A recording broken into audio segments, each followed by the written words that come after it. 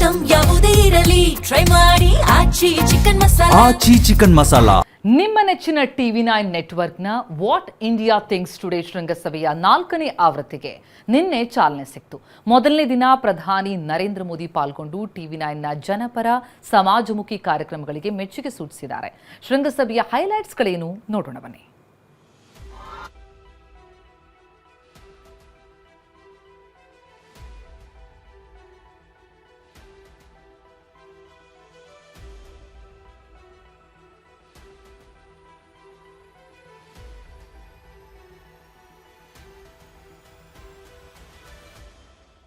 TV9 ನೆಟ್ವರ್ಕ್ನಿಂದ what India things today ಶೃಂಗಸಭೆ.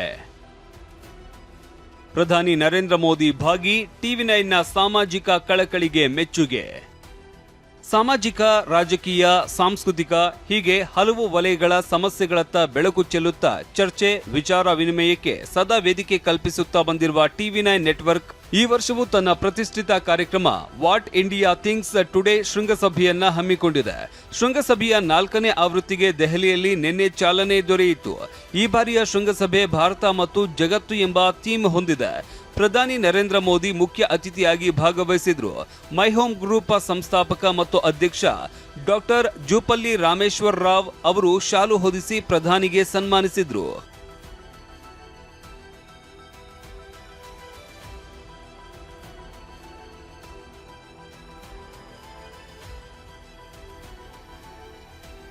ಕಾರ್ಯಕ್ರಮ ಉದ್ದೇಶಿಸಿ ಮಾತನಾಡಿದ ಪ್ರಧಾನಿ ಮೋದಿ, ಜಗತ್ತು ಇವತ್ತು ಸಂದಿಗ್ಧ ಪರಿಸ್ಥಿತಿಯಲ್ಲಿ ಸಿಲುಕಿರುವಾಗ TV9 ಗಂಭೀರ ವಿಚಾರದ ಕುರಿತು ಚರ್ಚೆಗೆ ವೇದಿಕೆ ಕಲ್ಪಿಸಿರುವುದು ಶ್ಲಾಘನೀಯ ಅಂತ ಬಣ್ಣಿಸಿದ್ರು.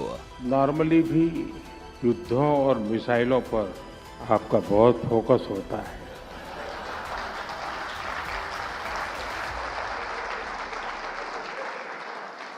और आजकल तो आपको कंटेंट की ओवरफीडिंग हो रही है.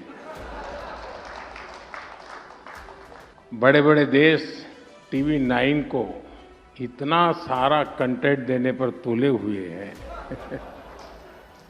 लेकिन ऑन अ सीरियस नोट, आज विश्व जिन गंभीर परिस्थितियों से गुजर रहा है वो अभूतपूर्व है और बेहद गंभीर है. और इन स्थितियों के बीच आज TV9 नेटवर्क ने विचारों का एक बेहद महत्वपूर्ण मंच बनाया है. आज इस समिट में आप सभी इंडिया एंड द वर्ल्ड इस विषय पर चर्चा कर रहे हैं. मैं आप सबको बधाई देता हूं. इस समिट के लिए अपनी शुभकामनाएं देता हूं. सभी अतिथियों का अभिनंदन करता हूं.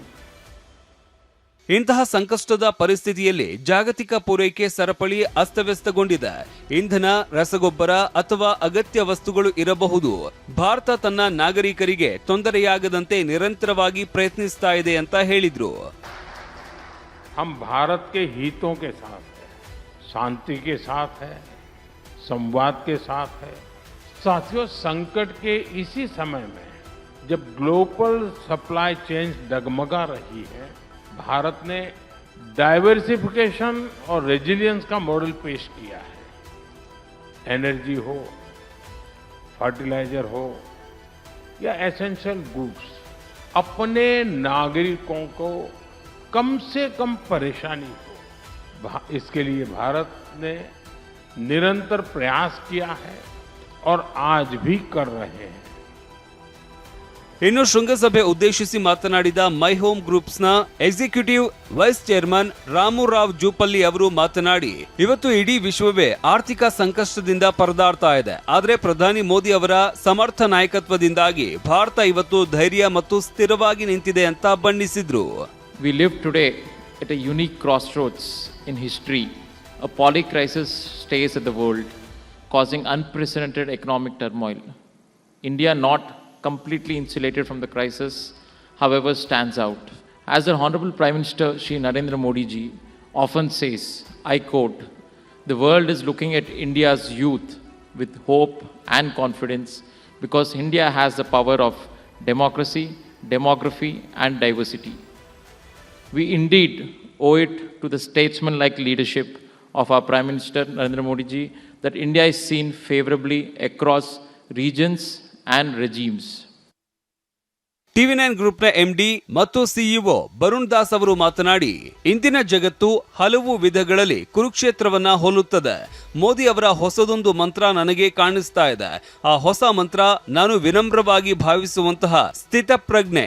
ಸ್ಥಿತಪ್ರಜ್ಞೆ ಎಂದರೆ ಎಲ್ಲರನ್ನೂ ಸಮಾನವಾಗಿ ನಡೆಸಿಕೊಳ್ಳುವುದು ಅಲ್ಲ, ಬದಲಾಗಿ ಎಲ್ಲರನ್ನೂ ನ್ಯಾಯಯುತವಾಗಿ ನಡೆಸಿಕೊಳ್ಳುವುದು ಎಂದರ್ಥ ಅಂತ ವ್ಯಾಖ್ಯಾನಿಸಿದ್ರು. A Kurukshetra in many ways, I see a new Modi mantra at play in his engagement with the world at large. The new Modi mantra, as I humbly see it, is Samabuddhi. On the battlefield of Kurukshetra, this Samabuddhi was the core advice given by Lord Krishna to Arjuna.